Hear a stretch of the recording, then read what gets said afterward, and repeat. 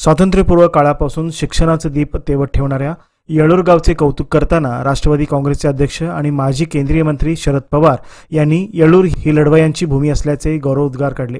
येळूर येथील सरकारी मराठी मॉडेल शाळेच्या शतकोत्तर सुवर्णमहोत्सव सोहळ्यात आज शनिवार दिनांक 26 रोजी ते बोलत होते। शरद पवार यांनी सांगितले की 150 वर्ष ग्रामीण भागात सातत्याने शिक्षण सेवा देणे ही सहज बाब नाही। येथे शिकलेली मुले देश विदेशात आपली छाप पाडत आहेत। हा येथील शिक्षकांचा आणि ग्रामस्थांच्या परिश्रमाचा परिणाम आहे। त्यांनी पुढे म्हणाले की सावित्रीबाई फुले यांच्या संघर्षामुळेच आज महिला शिक्षकांना संधी मिळाल्या आहेत।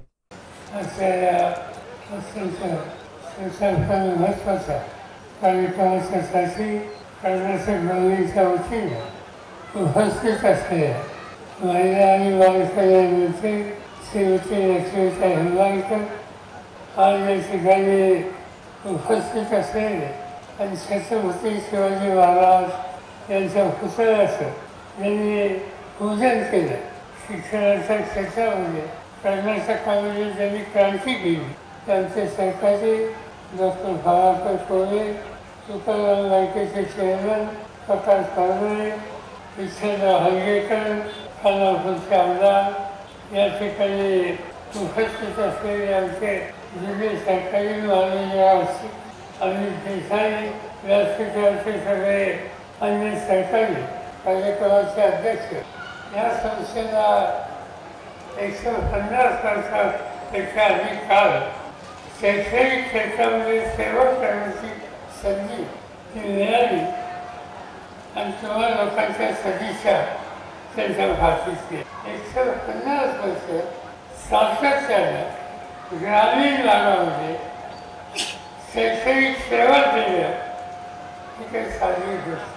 देशामध्ये अनेक संस्था आहेत, त्या अनेक ठिकाणी पुण्यामध्ये असतील, बंगलोरला असतील, महाराष्ट्रात असतील, दिल्लीत असतील, पण येण्यासारख्या लहान ठिकाणी ही संस्था थांबायची आणि 20 वर्ष ज्ञानदानाचं काम करायचं ही काही साधी गोष्ट नाही। त्यांच्या फाशीचे तिचं नेतृत्व उभं राहिलं आणि या क्षेत्रामध्ये वाहून घेण्याची भूमिका घेणारा जो शिक्षक वर्ग आहे त्यांच्या कष्टानं हा इतिहास या ठिकाणी निर्माण झालेला आहे। आणि म्हणून या 250-150 वर्षाच्या कालखंडामध्ये ज्यांनी योगदान दिलं त्यांच्याबद्दलची कृतज्ञता व्यक्त करणं हे माझ्या दृष्टीचं असल्याचं होतं। आपण सगळे ग्रामीण भागाचा मोठ्या युग पुरुषाचा आदर्श हा ठेवून पुढे जाणार इथं आल्याच्या नंतर काही निवृत्तींचा सन्मान आपण या ठिकाणी केला आणि त्याची सुरुवात छत्रपती शिवाजी महाराज यांच्या या ठिकाणी या देशामध्ये राजा अनेक होते। 300 वर्षाच्या अधिक काळ अनेक राज्य होते। संस्थानं ती राज्य त्या राजाच्या कुटुंबाच्या नावाने ओळखली जाते। म्हणजे दिल्लीचा मोगल असतील, जयगिरीचे यादव असतील किंवा आणखी राज्याचे क्षत्रिय असतील, या सगळ्या राज्यकर्त्यांची ओळख ही त्यांच्या कुटुंबाच्या नावाने त्यांच्या भागाच्या नावाने ही होत असते। यादव कुठे ते दिल्ली, मोगल कुठे ते दिल्ली, पण छत्रपती शिवाजी महाराज हा असा एक राजा होऊन गेला की या राजांनी उभ्या आयुष्यामध्ये त्यांचं राज्य जे उभं केलं ते भोसल्यांचं राज्य नव्हतं, ते रयतेचं राज्य होतं, ते हिंदवीचं राज्य होतं। आणि रयतेच्यासाठी राज्य सकट चालवण्याच्या समोरीचा आदर्श या राज्याने दाखवला।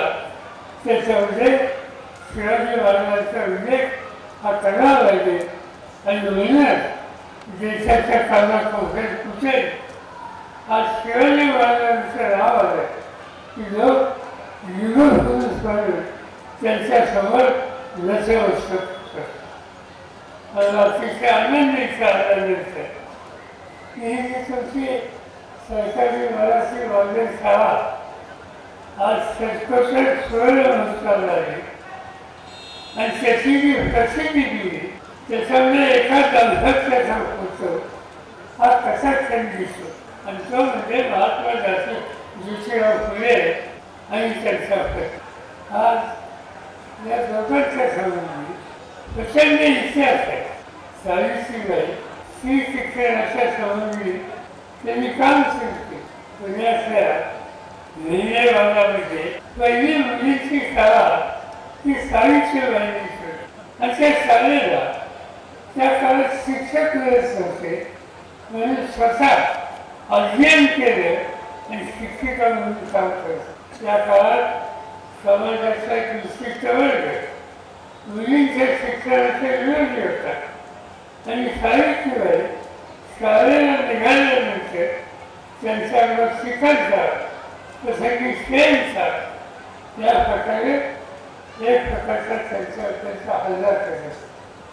पण सावित्रीबाई थांबल्या नाही, जगवल्या नाही.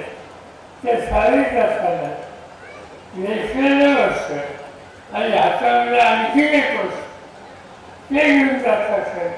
तर ज्ञानदानाचे काम मुलींच्यासाठी त्यांनी कधी चालू केले. महात्मा ज्योतिराव फुले यांचे प्रचंड काम ते कागदावर दृष्टा असलेला हा नेता.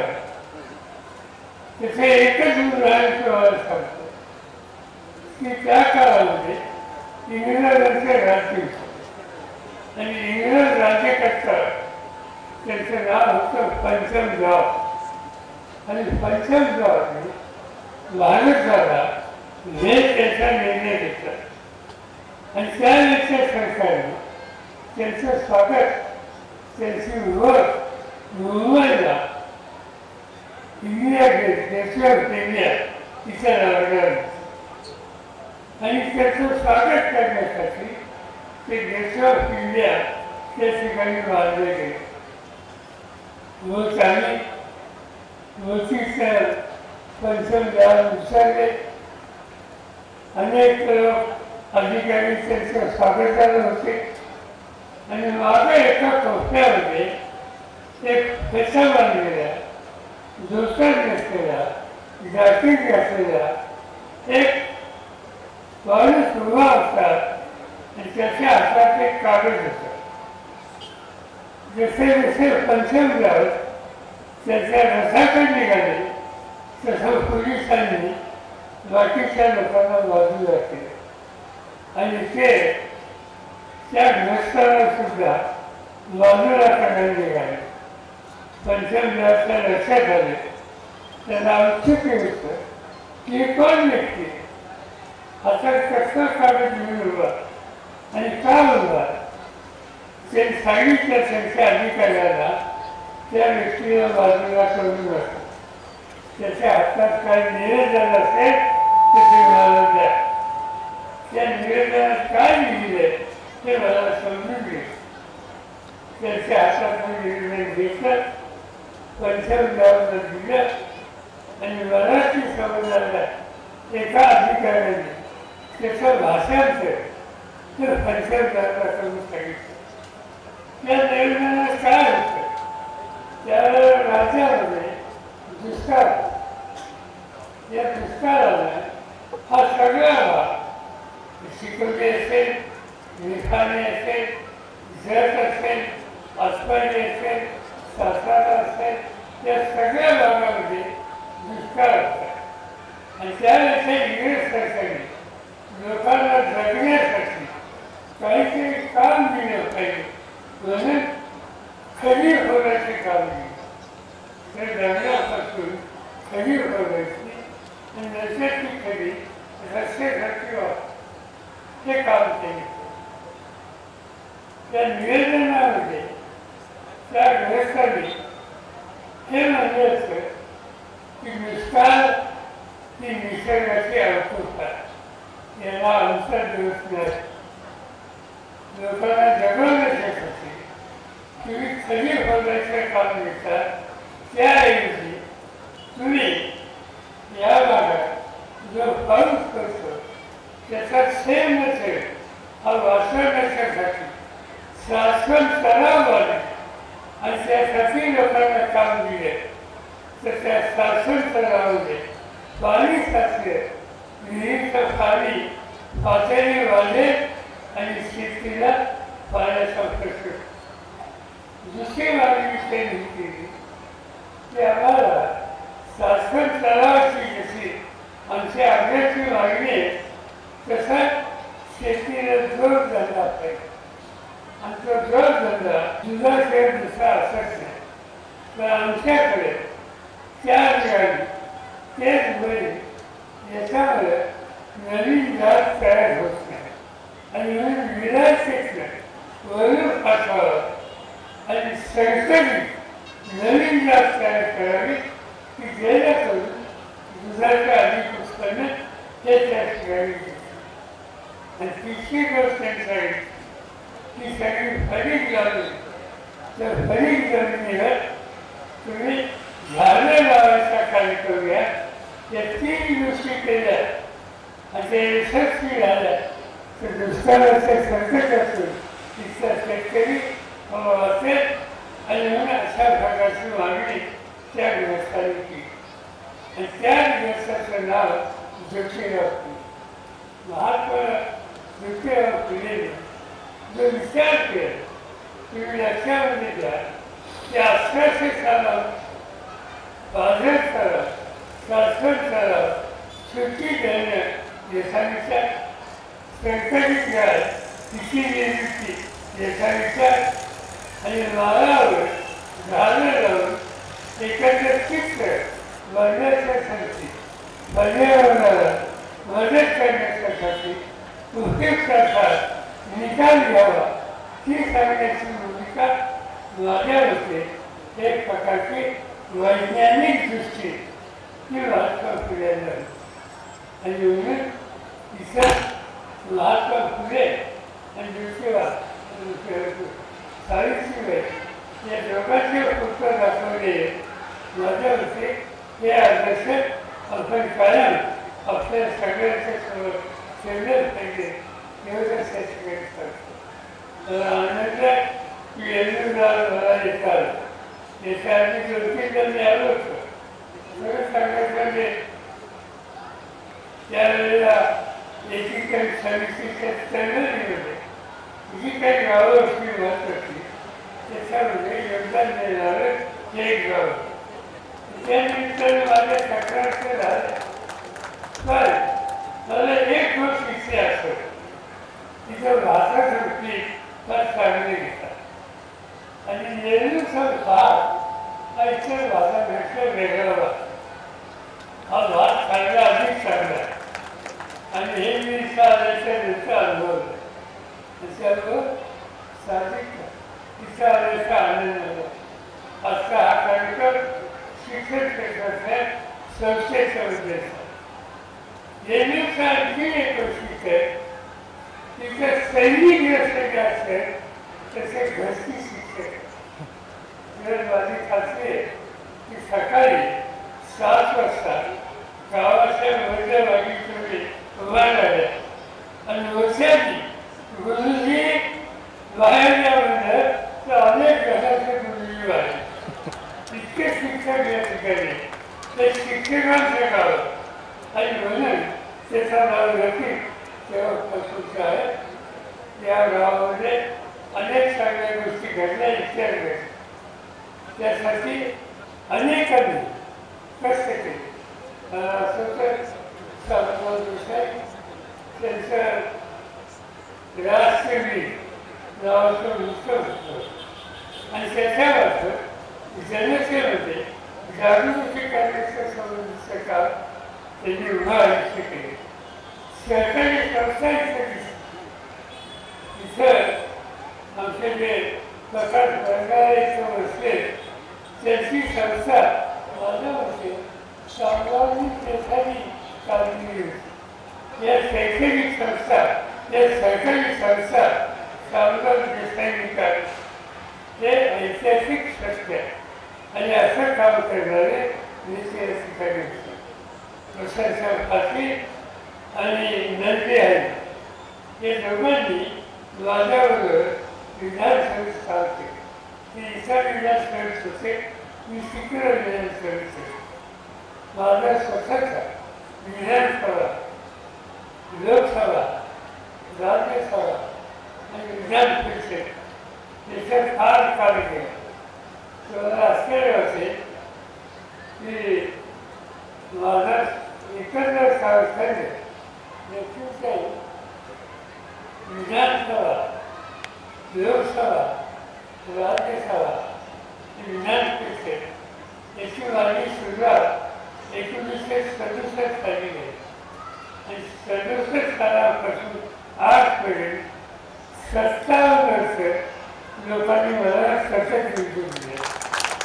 एक वेळ सुद्धा सुट्टी दिली आहे आणि त्यामुळे संसदीय कामाच्या मध्ये इतर राज्याचे सुद्धा आम्हाला अधिक विश्वास आणि त्याचा विचार करत असताना कर्नाटकामध्ये ते रवी आणि प्रसादसाठी अनेकांची नावं घेतायची की कर्नाटकच्या विधानसभेत होती आम्हा सगळ्यांची एक प्रकारचा संपर्क ठेवणारे असे सगळे नेते होते.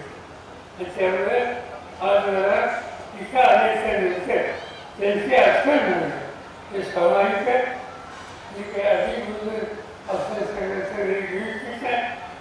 हे ऐतिहासिक गाव आहे, स्वातंत्र्याच्या चळवळीमध्ये योगदान देणारं गाव, नंतरच्या चळवळीमध्ये अग्रभागी जाणारं गाव आहे आणि सतत पुढच्या दिशेने प्रगतीच्या रस्त्याने जाण्याच्या संबंधीचा विचार करणारा लोकांचा हे गाव आहे.